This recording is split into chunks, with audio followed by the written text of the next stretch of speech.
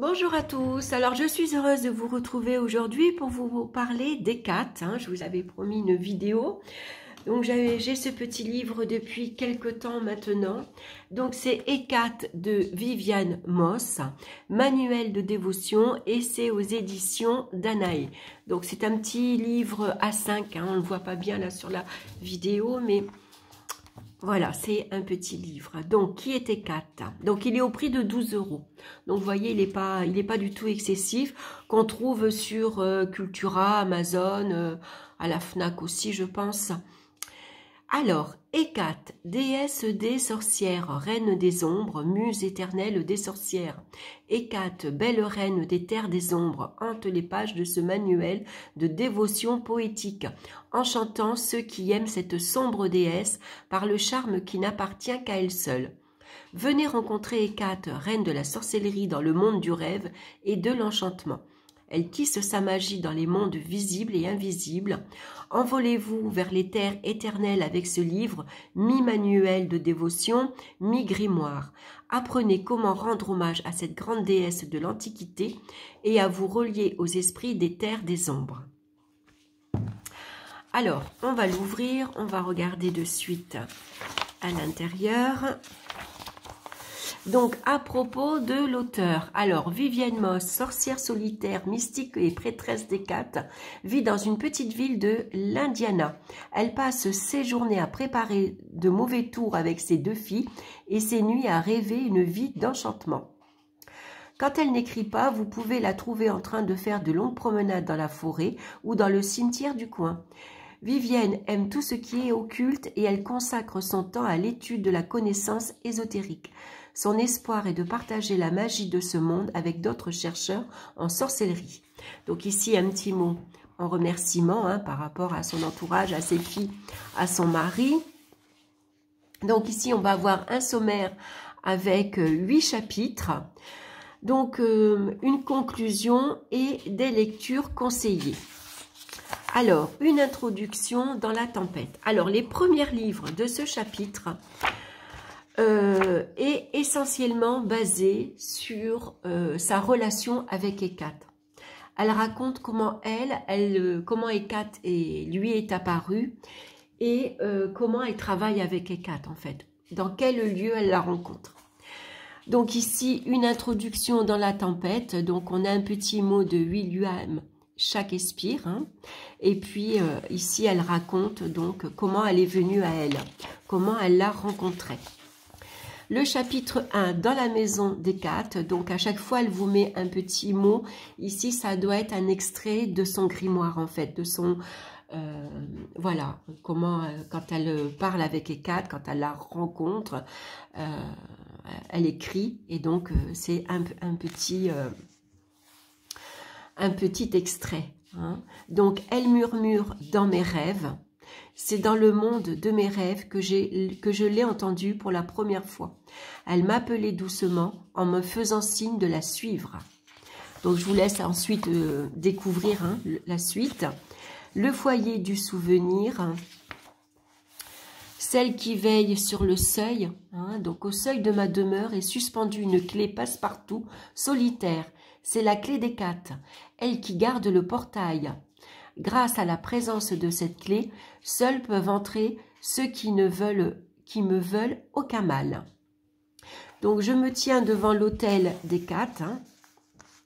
Donc, mon autel, toujours changeant, reflète les saisons et parfois mes humeurs. Donc, ensuite, elle va, à la fin du livre, elle va nous expliquer comment on peut faire un autel pour Hécate.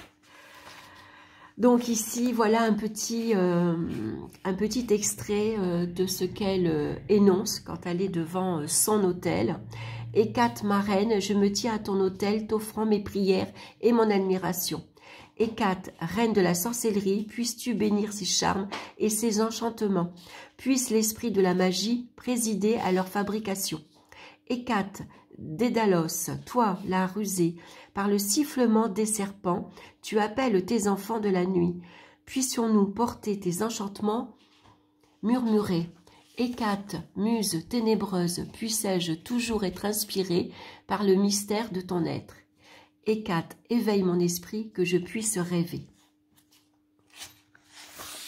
Ensuite, le chapitre 2, rencontre au carrefour. Donc, bien sûr, elle explique que Hécate est la déesse des carrefours également. On peut la rencontrer d'ailleurs à un carrefour. Hein. Ou si vous avez un choix à faire dans votre vie, vous arrivez à un carrefour, c'est-à-dire que vous êtes célibataire et puis là on vous demande, on vous fait une demande en mariage par exemple, hein. On passe de la vie célibataire à la vie à deux, ou vous devez déménager ou changer de travail, donc vous arrivez à un carrefour et donc vous pouvez appeler Hécate justement pour vous aider à faire ce choix. Dans le fourré des ronces, le paradis perdu, dans le terrier du lapin. La voie de la sorcière est pleine de tournants et de détours, et apprendre à s'y diriger fait partie de l'aventure. J'ai appris à la dure que laisser mes peurs avoir le dessus limite ma capacité à me relier aux esprits et aux dieux. La peur fonctionne de la même manière dans le monde ordinaire. J'ai dû surmonter de nombreuses situations angoissantes pour en arriver où je suis aujourd'hui. J'ai constaté que les actes de foi étaient à la fois libérateurs et exaltants. Comme le mât du tarot, vous devez parfois vous faire confiance et lâcher prise. Le pendu attend. Donc à chaque fois, hein, ici, elle exprime, elle, ce qu'elle ressent, comment elle travaille avec Hécate. Le chapitre 3, c'est aux portes de la mort. La mort n'est qu'un portail vers la vie. Hein. Donc ici, un petit axe à elle. Le passage de l'automne à l'hiver est le moment de l'année que je préfère. Je me sens au plus proche des dieux et de la nature, même si la terre qui m'entoure sombre dans la réalité austère de la mort. Le froid mordant de l'air, l'aspect mélancolique de l'environnement et la manière dont les rayons faiblissants du soleil projettent leur ombre sur la terre, tout cela m'inspire. Donc, chevaucher le courant de mort pour l'amour de la Reine des Neiges, en présence de la mère des eaux, dans la tombe de l'éveil, hein. Donc, ce sont les épreuves de la mort qui nous éveillent à la gloire de la vie. La perte de ceux que nous aimons, l'épreuve d'une blessure ou d'une maladie invalidante, l'abandon d'habitudes et de situations nuisibles et la perte de notre jeunesse peuvent ouvrir notre cœur et notre esprit à une compassion profonde pour toute vie. Le chapitre 4, accueillir la muse, donc la muse ténébreuse. Donc, on a à chaque fois des poèmes, hein, qu'elle a écrits. C'est très agréable à lire. La soif. J'ai soif de la connaissance de l'inconnu, de l'occulte et de l'inspiration divine. Il y a des moments où les vérités cachées sont juste là, au-delà de ma portée, de ma compréhension. Né des étoiles. Touché par la folie. Le chapitre 5, ensuite, Notre-Dame des arts sorciers. Donc ici, la vie d'une sorcière est remplie de révérence pour les mondes visibles et invisibles. Elle est faite pour les esprits curieux, pour ceux qui cherchent des connaissances mystérieuses et pour ceux qui vivent aux frontières des terres des ombres. Hécate, reine des sorcières, a sonné l'appel pour que ses enfants se réunissent et s'abreuvent à la magie et à la révérence de la terre et de ses mondes sœurs, les terres des fées et des esprits. J'ai accueilli la mystique en moi, je suis revenue à la demeure de ma mère, Hécate. Elle est la mère des sorcières, la reine des mystères sanctifiés et la gardienne de la connaissance occulte. Donc, comment elle est devenue ensuite chercheuse, hein, comment elle s'est associée à Hécate. Tisser le grand en dessous, on va retrouver par-dessus la haie éclairée par la lune. Le chapitre 6, le souffle de vie. Donc, Hécate, elle est la flamme éternelle qui brûle en toutes choses, le feu de l'illumination et l'étincelle cachée de l'inspiration divine. On peut sentir le souffle de vie d'Hécate dans l'éveil du printemps, dans l'exubérance de l'été, dans l'abondance de l'automne et dans le sommeil profond de l'hiver. C'est très agréable à lire, hein. Donc, bien sûr, ici, Belle Ténèbres, mère des dragons. Donc moi, je me suis intéressée à Hécate parce que je me suis sentie très appelée par elle. et elle m'est apparue sous la forme d'un dragon. Vous allez voir dans le prochain chapitre qu'elle peut apparaître sous différentes formes, sous différents visages. Dans les jardins élyséens, du soleil et de la lune, donc tout ça c'est son expérience en fait, hein. Vous voyez dans les premiers chapitres du 1 à 6, elle va vous parler d'Hécate, elle, comment elle la voit, comment elle la ressent, comment elle travaille, comment elle lui est apparue, voilà, c'est toute son expérience à elle avec Hécate, mais qui est très agréable à lire et très intéressant. Le chapitre 7, par contre, il est vraiment associé à Hécate. Donc, on va la découvrir sous différentes facettes. Donc, Hécate, elle qui est tout. Donc ici, les quelques renseignements contenus dans les pages suivantes sont autant historiques que modernes. Certaines proviennent de ma gnose personnelle et d'autres viennent de documents écrits du passé et du présent. Donc, on va retrouver ici les origines d'Hécate. Elle va nous parler de ses parents, de ses enfants, les cultes à mystère, donc le mystère d'Éleusis au temple de d'Éleusis, les mystères orphiques. Les visages d'Hécate, donc elle peut nous apparaître sous le visage, enfin sous, oui, le visage, je crois que c'est pas comme ça qu'on le dit, mais quand on la voit avec des têtes d'animaux, ce sont le plus souvent des têtes de cheval, de chèvre, de chien, de dragon, de serpent, de vache et de taureau. Donc vous voyez, vous pouvez avoir votre rencontre avec Hécate, elle peut vous apparaître suivant ces têtes. Les noms et les épithètes, hein, pour une liste d'autres épithètes d'Hécate, consultez. Donc là, elle vous dit, je ne vais pas vous le prononcer parce que c'est en anglais, et moi l'anglais, moi ça fait 2. Donc, vous voyez, voilà. Donc on a toute une liste, hein. Vous voyez, alors par exemple, c'est la reine des chagrins, la reine des fantômes et des ombres, la reine des morts, la reine des sorcières, la reine des terres et des ombres, la reine du monde des fées, la reine funèbre, la reine qui erre dans la nuit, la reine serpent dragon, la reine ténébreuse, et ainsi de suite, hein. Vous voyez, vous avez toute une liste, hein. Ensuite, les serviteurs d'Hécate. Voici quelques-uns des dieux, déesses et esprits qui sont associés ou reliés à Hécate. On peut les appeler dans des sorts et des prières, en plus de la reine d'Hécate.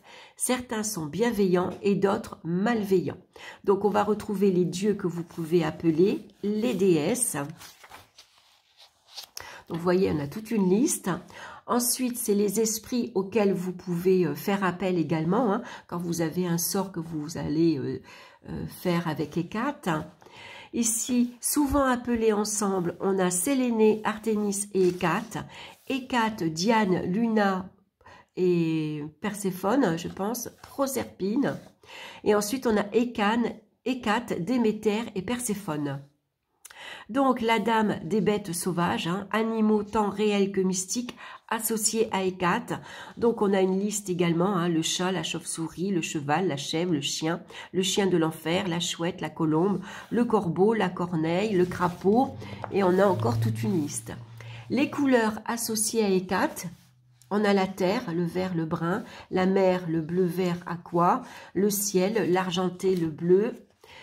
Tout ce qui est mystique également, hein, donc la couleur rouge, noir et blanc. Les objets naturels associés à Hécate, donc ici on a les pierres et les cristaux, toute une liste. On a les métaux, on va avoir les arbres également, hein, qui sont associés à Hécate. Les plantes, l'armoise, le genève, le jasmin, le laurier, la lavande, et ainsi de suite. Donc elle va nous parler des plantes toxiques également, hein. Donc ici, alors attention à ces plantes, hein, elle vous explique ici qu'elles sont vénéneuses. Ici, elle va nous parler des autels et des offrandes. Donc Hécate, déesse à la fois terrestre et céleste, a des autels et des sanctuaires de type variable. un autel chthonien de la terre et proche du sol. Ce type d'autel sert pour les divinités du monde d'en dessous et de la mort. Un autel uranien des cieux est plus élevé, donc ce type d'autel est le plus fréquemment utilisé et il sert pour les divinités des cieux. Donc on va le mettre en hauteur. Un autre sanctuaire qu'on peut dresser au nom d'Hécate est l'Hécatéon. L'Hécatéon, pardon. C'est un autel que l'on place à l'extérieur de la porte d'entrée de votre maison pour qu'Hécate puisse protéger tous ceux qui y vivent. Donc en plus elle vous parle, hein, donc elle, comment elle fait, elle a représenté son autel. Ici c'est toutes les offrandes pour Hécate, hein. Donc on va pouvoir offrir de l'ail, de lard, des champignons, chansons, de l'eau, de l'encens, une grenade. Voilà, on peut faire plein de choses. Les symboles et objets sacrés pour Hécate, qui sont consacrés à Hécate, hein. Donc ici, on a l'atamé, bien sûr, la bougie, le carrefour, le chaudron, les cimetières, les festivals et dates. Donc il y a quelques festivals et dates associés à Hécate. Bien évidemment, on peut lui rendre hommage à tout moment et j'ai constaté que c'était une déesse très abordable qui aime beaucoup ses fidèles. Donc ici, on peut, alors bien sûr, on va... Hécate est associée à la pleine lune et lune sombre, à l'aube et au crépuscule, hein, le dernier jour de chaque mois. Et puis, voilà, on a quelques dates ici. Donc, la fête d'Hécate, c'est le 31 janvier. Le 30 novembre, c'est le jour d'Hécate au carrefour. Donc ensuite, domaine, magie, divination. Hécate, la déesse des sorcières, gouverne de nombreux domaines. Elle est aussi la maîtresse de la magie et de la divination. Donc ici, on a plusieurs domaines où on va la retrouver. La magie et divination. Donc on va faire une amulette et charme. La magie du sang, c'est la nécromancie. C'est les oracles, c'est le tarot, bien sûr, voilà, hein, toute une liste. Le chapitre 8, c'est la voix rusée. Donc, une fois de plus, ici, on a un petit texte écrit par Viviane. L'art rusé, la sorcellerie, l'art des sages. Ces noms et bien d'autres désignent les domaines de l'enchantement et de la magie. Hécate, en tant que reine des sorcières et démone de la sorcellerie, elle est la principale déesse de la voix rusée. Circé et Médée, ses prêtresses perpétuelles, en appelaient à Hécate en temps de grands besoins, demandant son aide pour leur sort et leur envoûtement. Jusqu'à ce que la poussière nous sépare. Donc ici, elle vous explique que la poussière enchantée a de très nombreux usages en sorcellerie et dans la voie rusée. Donc vous pouvez aller ramasser de la poussière de cimetière, la poussière de carrefour, la poussière de forêt profonde, la poussière des terres des ombres et la poussière ou sable d'un lieu spécifique. Donc tout ça à recueillir dans une petite bouteille par exemple, un petit pot. Se noyer dans les eaux de la création.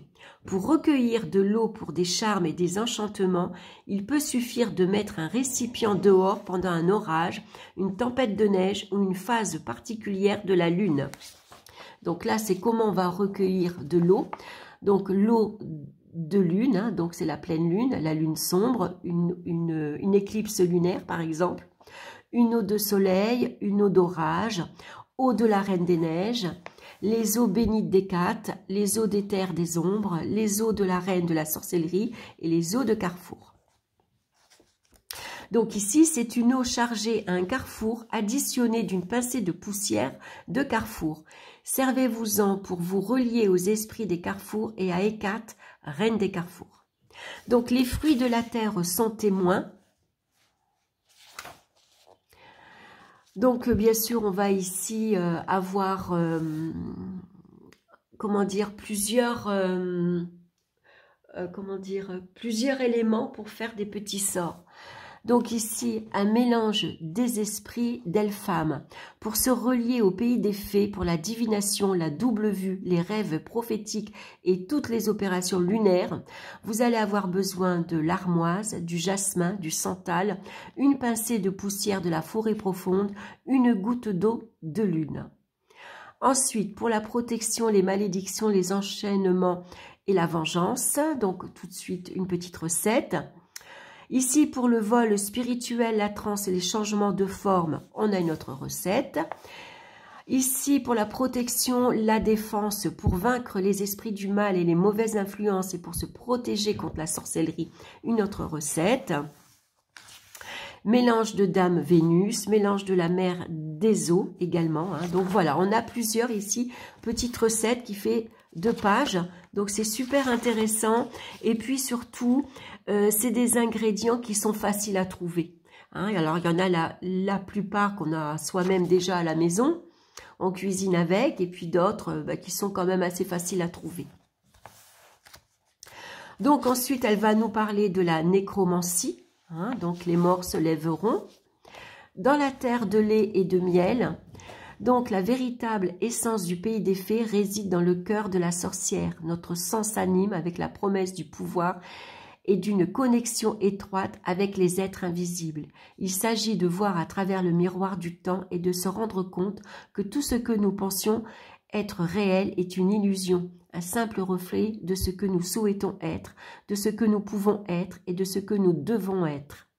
Déterminée par celle qui contrôle les voiles arachnas de la vie et de la mort, notre vie peut être remplie d'enchantements si nous nous ouvrons à ces possibilités. Donc ensuite, sur les ailes de l'esprit, nous volons.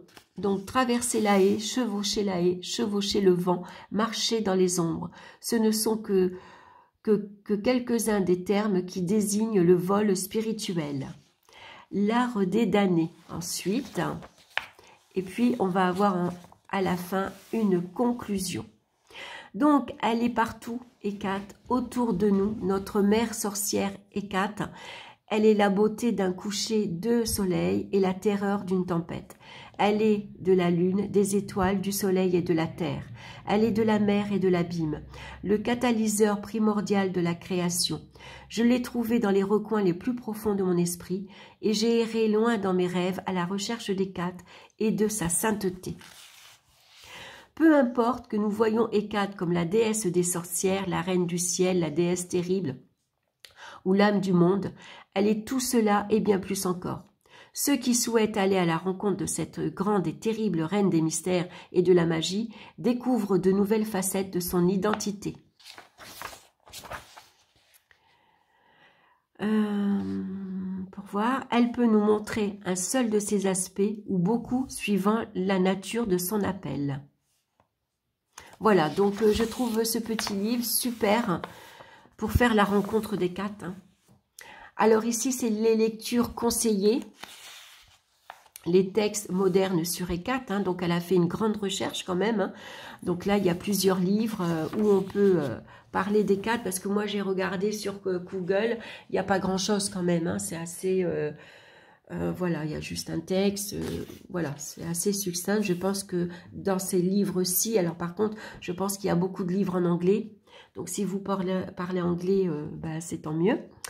Ensuite, elle va vous parler des jeux et tarot, jeux de tarot et d'oracle. Donc, les vampires de Lucy Cavendish, le tarot de Delphi par Hildegarde, le John Waterhouse Oracle, le deck par Tarot by Steven, je ne connais pas, et le Fairy Oracle de Brian Froud. Ah oui, d'accord. Alors ça, c'est peut-être les jeux qu'on peut associer avec Hécate, par exemple. Donc à la fin, c'est si on a aimé Hécate, hein, on peut laisser un petit commentaire. Et puis dans la même collection, on va retrouver les petits livres comme Brigitte, La Morigane, Perséphone, Lilith, et puis Hécate au seuil du sanctuaire. Alors celui-là, il ne doit pas être mal aussi. Je ne l'ai pas, mais il a l'air d'être pas mal aussi, si on veut toujours en savoir un peu plus sur Hécate. Donc voilà, j'espère que cette petite vidéo vous aura plu. N'hésitez pas à me laisser vos commentaires. En tout cas, c'est un petit livre très intéressant. très agréable à lire, il y a beaucoup de connaissances malgré tout, et puis c'est surtout Vivienne qui va nous parler de son expérience avec ECAT qui est intéressante, hein, qui peut nous inspirer d'ailleurs pour si on veut travailler avec ECAT ou en tout cas aller à la rencontre d'ECAT. Voilà, je vous embrasse tous bien fort et puis on se retrouve très bientôt pour une nouvelle vidéo. Bye bye!